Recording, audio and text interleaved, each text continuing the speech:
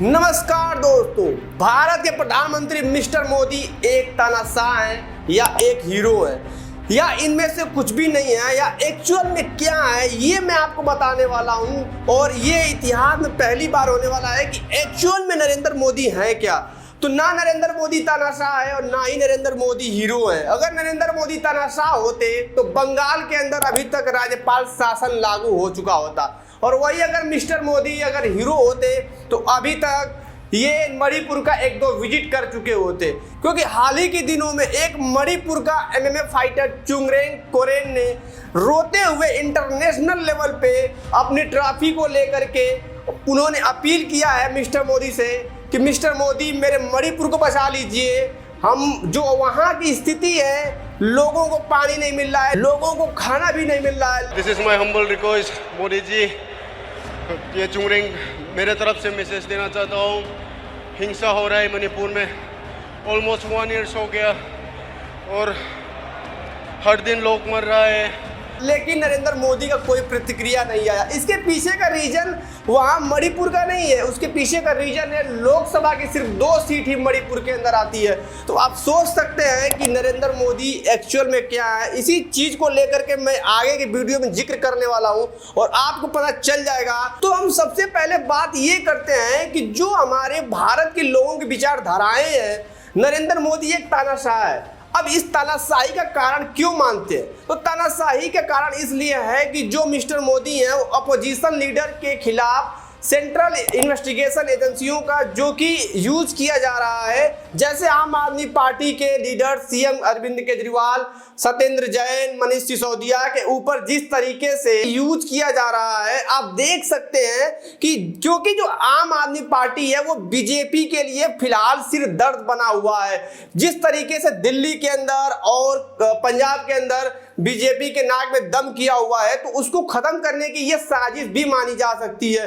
वही अगर देखेंगे दूसरी तरफ जिस तरीके से संजय सिंह को अभी हाल ही के दिनों में, क्योंकि संजय सिंह बीजेपी की जो रीढ़ की हड्डी थी, जो वीकनेस था, उसको वो टारगेट कर रहे थे और उनके खिलाफ भी मनी लॉन्ड्रिंग का केस कर दिया गया है। लेकिन फिलहाल अगर हम एक चीज पे और बात करें तो वो है वर्ल्ड फ्रीडम इंडेक्स। भारत की जो स्थिति है वर्ल्ड प्रेस फ्रीडम इंडेक्स के अंदर वो 161 है, जो कि पाकिस्तान से भी खराब स्थिति है। पाकिस्तान की रैंकिंग 150 है।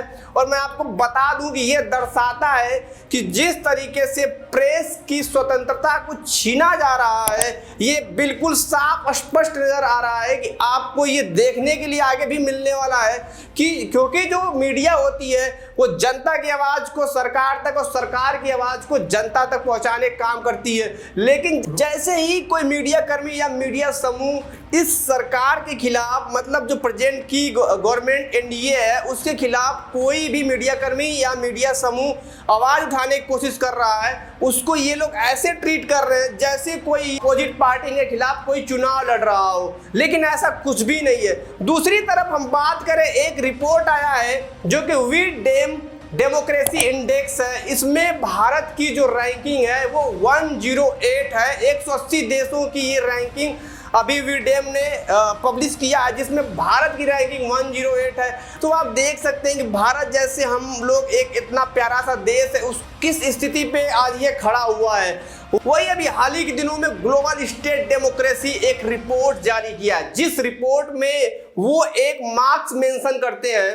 जैसे एक कोई स्टूडेंट होता है और वो कितने में से कितने मार्क्स पाया है, उसके हिसाब से हम जज करते हैं कि वो स्टूडेंट की काबिलियत क्या है, पोटेंशियल क्या है उस सब्जेक्ट के अंदर। वैसे ही ग्लोबल स्टेट ऑफ डेमोक्रेसी एक नंबर मेंशन करता है हर एक देश के लिए।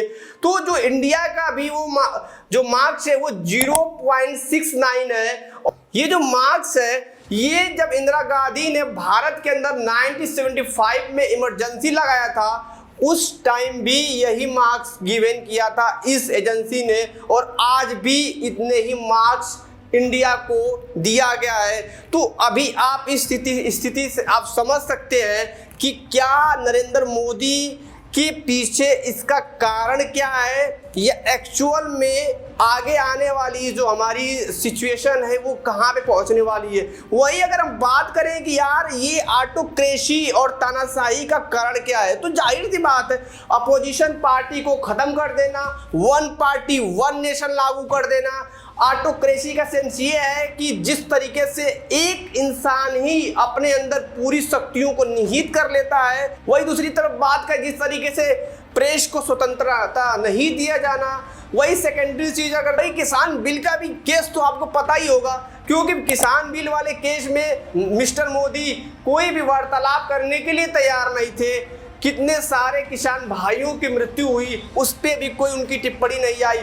फिलहाल के कंडीशन में मिनिमम सपोर्ट प्राइस एमएसपी पे भी किसानों का आंदोलन चल रहा है, लेकिन मिस्टर मोदी को उससे कोई लेना देना नहीं है, क्योंकि ये भूल चुके हैं कि इस देश का एक एक किसान के रगों में इस देश की देशभक्ति लगी हुई है और उसको ये दबाने में लगे हुए हैं। और दूसरी तरफ कहते हैं कि हम किसानों के बहुत बड़े साथी बन चुके हैं, बट हकीकत कुछ और ही है और आप देख भी सकते हैं।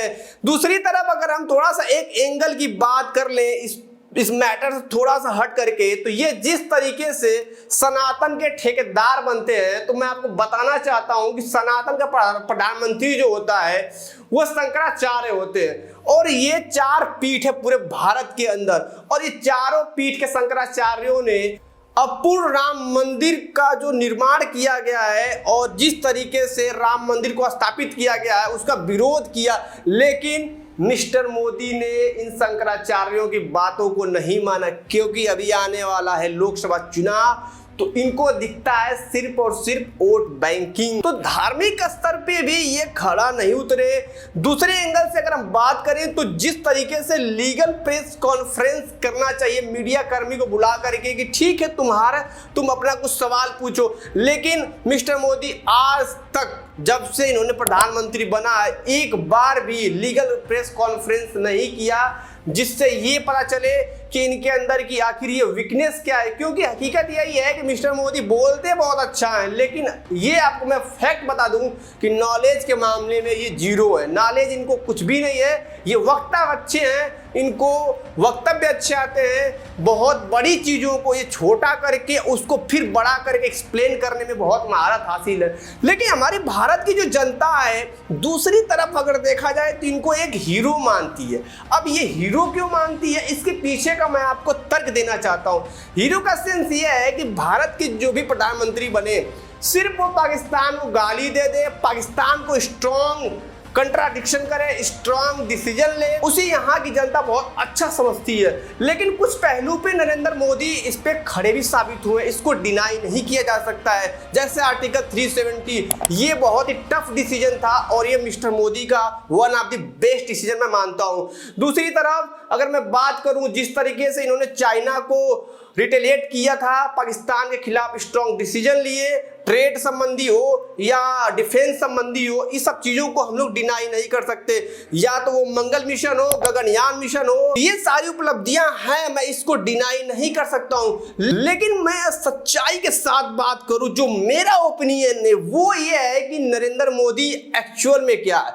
तो नरेंद्र मोदी एक्चुअल में एक व्यापारी है। ये ऑटो का व्यापार बहुत अच्छे तरीके से करते हैं, और वो कैसे करते हैं मैं आपको इस चीज को एक्सप्लेन करने वाला हूं। जैसे अभी आप लोगों ने देखा होगा कि मणिपुर में जो हिंसा हो रही थी उस पे इन्होंने कोई भी टिप्पणी नहीं की, और खास तौर पे एक भी विजिट नहीं था इनका, क्योंकि राम मंदिर से ज्यादा जरूरी मणिपुर था। राम मंदिर के अंदर इन्होंने ऐसा क्यों किया कि उत्तर प्रदेश के अंदर राम मंदिर के निर्माण को लेकर के ये बहुत जोर शोर से लगे हुए थे।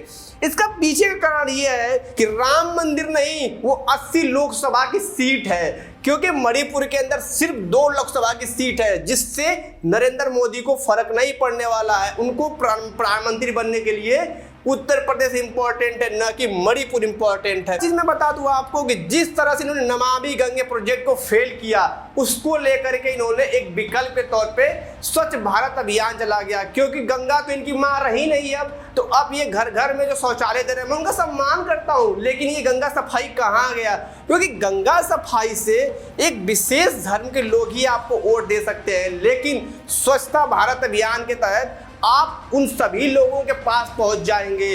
हर धर्म के लोगों के पास पहुंच जाएंगे, हर जाति के पास पहुंच जाएंगे, तो वोट बैंकिंग काफ़ी आपकी अच्छी हो जाती है। दूसरी तरफ मैं बात करूं कि काला धन तो इन्होंने वापस लाया नहीं, लेकिन नोटबंदी करके जिस तरीके से इन्होंने देश को गुमराह किया कि मैं काला धन को बंद कर रहा हूं। आखिर आपकी सरकार बनी थी काला धन पे, ये काला धन कहां गया? काला धन की जगह इन्होंने नोटबंदी कर दी। तो किस तरीके से इन्होंने एक बिजनेस वाला मॉडल सेट किया है कि अगर मेरा एक प्रोडक्ट खराब हो जाता है तो उसमें प्रोडक्ट को रिप्लेस करके अपने कस्टमर को कहीं नहीं जाने देने का सेंस ये है कि जिस तरीके से वोट बैंकिंग की राजनीति है कि मेरा वोट कहीं दूसरे पार्टी पे ना जाए, ये सारी चीजें इनको बहुत अच्छे से पता है। अभी आप लोगों को पता होना चाहिए कि जो फ्री राशन मिल रहे थे हमारे देश के लोगों को, इसको 2028 तक बढ़ा दिया गया है और इससे 80 करोड़ लोग लाभान्वित होने वाले हैं। इसके कारण यह है कि 80 करोड़ में से अगर हमें 50 करोड़ लोग भी वोट देते हैं तो हमारी सरकार के ऊपर कोई भी खतरा नहीं है।